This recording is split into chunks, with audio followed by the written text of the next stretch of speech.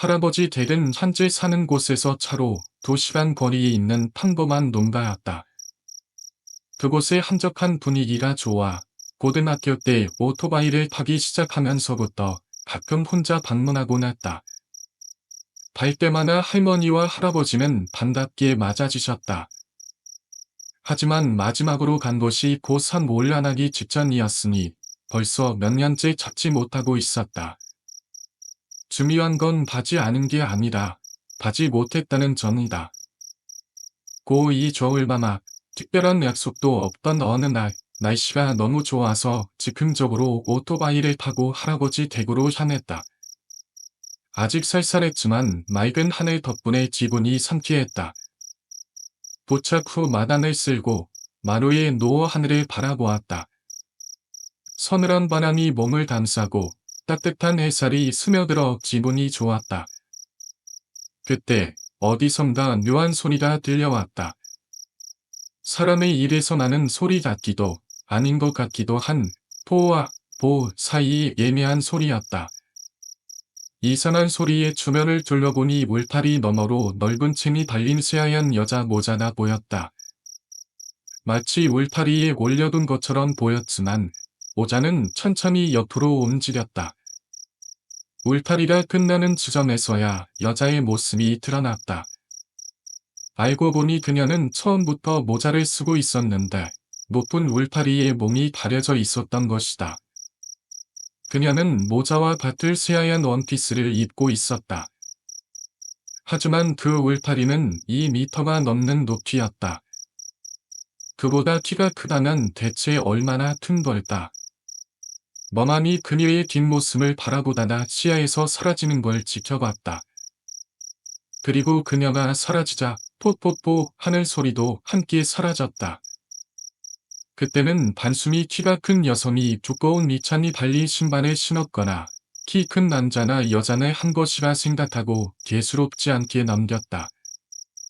그날 오후 놀에서 돌아온 할머니와 할아버지와 이야기를 나누다가 문득 그 일을 떠올려 말을 꺼냈다.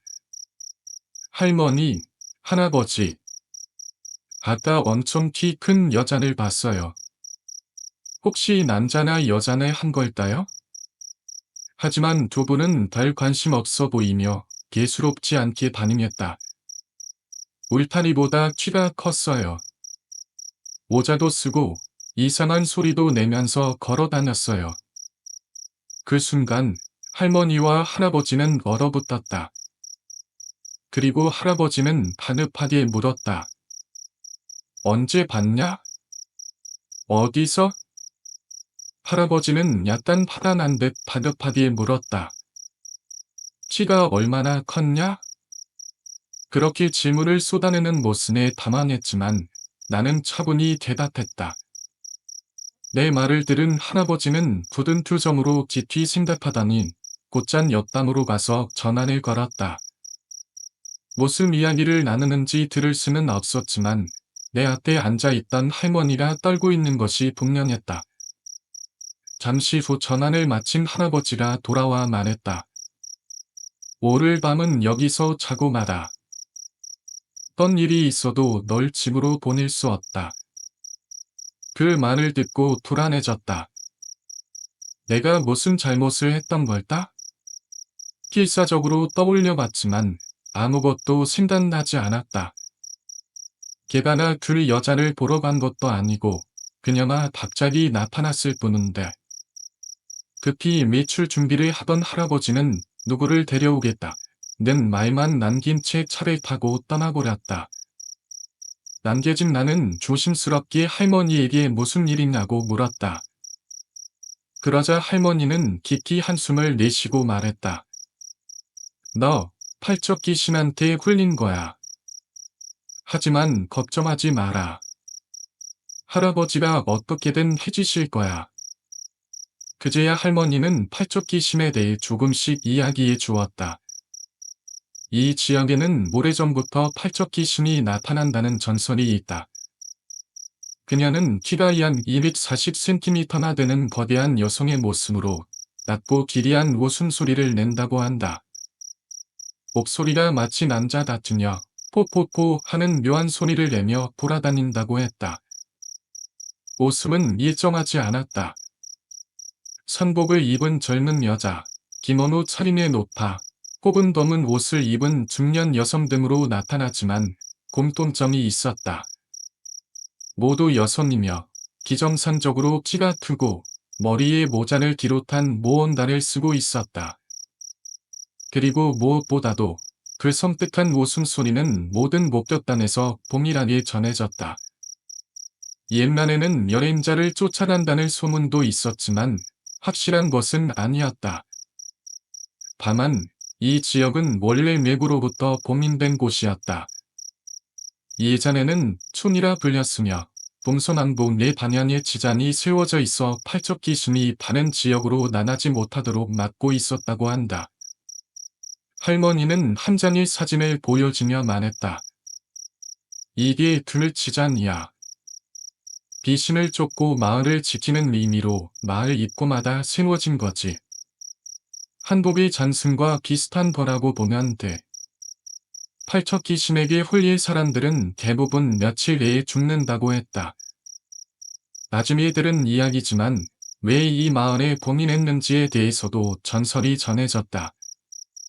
오래전 주변 마을들과 어떤 거래가 있었고 예를 들면 이 지역의 물을 우선적으로 제공하는 조건이 있었던 것이다.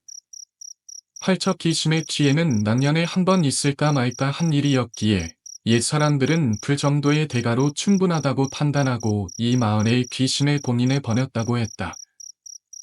하지만 이 이야기를 갑자기 듣는 나는 전혀 현실감이 없었다. 그러던 중 할아버지가 한 노파와 함께 돌아왔다. 노파는 나를 바라보더니 말없이 부적 하나를 건넸다. 그리고는 할아버지와 함께 2층의 긴 방으로 올라가더니 모가를 시작했다. 할머니도 그때부터 촛불을 켜고 문을 열어두는 등 조용히 준비를 하고 있었다. 그제야 정말 큰일이 벌어지고 있구나 하는 생각이 들었고 갑자기 겁이 덜컥 났다. 얼마 후 할아버지가 나를 2층으로 불렀다. 방에 들어서자 모든 창문이 신문지로 덮여 있고 금 위에 부적이 붙어 있었다.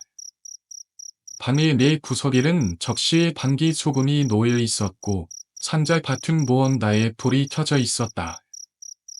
그리고 어디선가 가져온 요강, 묘기를 쫓는 등불 2개가 방 안을 밝히고 있었다. 할아버지는 무겁게 말했다. 곧 해가 진다. 잘 들어라. 내일 아침까지 절대로 이 방을 나가면 안 된다.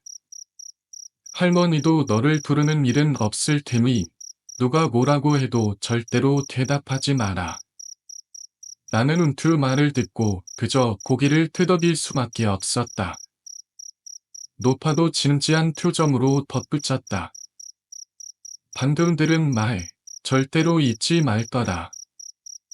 그리고 부적은 무슨 일이 있어도 꼭 지니고 있어야 한다. 그렇게 나는 방에 혼자 남겨졌다. TV를 봐도 내용이 하나도 들어오지 않았고 할머니가 챙겨준 주먹밥과 과자도 전혀 먹고 싶을 생각이 들지 않았다. 그저 이불 속에 웅크린 채 온몸을 떨고 있었다. 그러다 결국 잠이 들어버린 모양이었다. 눈을 떴을 때 TV에서는 심야 홈쇼핑 광고가 흘러나오고 있었고 시계를 보니 새벽 1시를 조금 넘긴 시각이었다. 새벽 1시에 깨어버린 것이 찝찝했지만 더 불길한 일이 벌어졌다. 창문을 톡톡톡 치는 소리가 들려온 것이다. 돌멩이가 날아와 부딪히는 소리가 아니다. 누군가 손으로 가볍게 두드리는 듯한 느낌. 바람 때문인지 아니면 정말 누군가나 창문을 치고 있는 건지 알 수 없었지만 필사적으로 바람 탓이라고 생각하려 했다. 긴장을 풀려고 물을 한 모금 마셨지만 목이 껌 막힌 듯 넘어가지 않았다.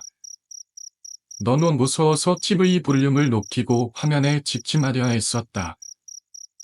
그때 문 밖에서 할아버지의 목소리가 들려왔다. 너무 무서우면 그만해라. 순간 반사적으로 문을 열 뻔했지만 할아버지의 반보가 떠올라 재빨리 손을 멈췄다. 하지만 곧 또다시 들려오는 목소리. 왜 그러냐? 힘들면 일이 나오거다. 틀림없이 할아버지의 목소리였다. 하지만 이상하게도 할아버지 같지 않았다. 이유는 모르지만 본능적으로 그렇게 믿었다. 그렇다면 대체 누구지? 그 생각이 들자 온몸에 소름이 돋았다. 방 구석에 놓인 소금 접시를 보니 위쪽이 새까맣게 변해 있었다. 나는 부적을 꽉 쥔 채 덜덜 떨며 웅크려 있었다. 그때 갑자기 쾅쾅 소리가 들리더니 창문이 미친 듯이 흔들리기 시작했다. 어떤 존재가 창문 아래 서서 웃는 얼굴로 손을 뻗어 창문을 흔들고 있는 장면이 머릿속을 스쳐 지나갔다. 미칠 것만 같았다. 나는 방 한구석 나무 상자 위에 놓인 불상 앞에 엎드려 온 힘을 다해 빌었다. 제발 살려주세요. 그렇게 기도하며 버티던 밤은 길고도 길었다. 하지만 결국 아침이 왔다. 눈을 뜨자 켜져 있던 TV에서는 아침 뉴스가 나오고 있었다. 화면 구석의 시계는 7시 13분을 가리키고 있었다. 창문을 두드리는 소리도 그 지리한 목소리도 사라졌다. 나는 어느 순간 기절했던 것 같다. 방구석의 소금은 완전히 쓸까맣게 변해 있었다. 혹시 몰라 시리를 확인하고 조심스럽게 방문을 열었다. 문 앞에는 할머니와 노파가 기다리고 있었다. 다행이다. 할머니는 안도하며 울고 계셨다. 1층으로 내려가자 아버지도 와 계셨다. 그리고 밖에서 할아버지의 목소리가 들려왔다. 나오너다. 마당으로 나가보니 커다란 수납차나 한 대 서 있었고 마을 남자들로 보이는 사람들이 여럿 모여 있었다.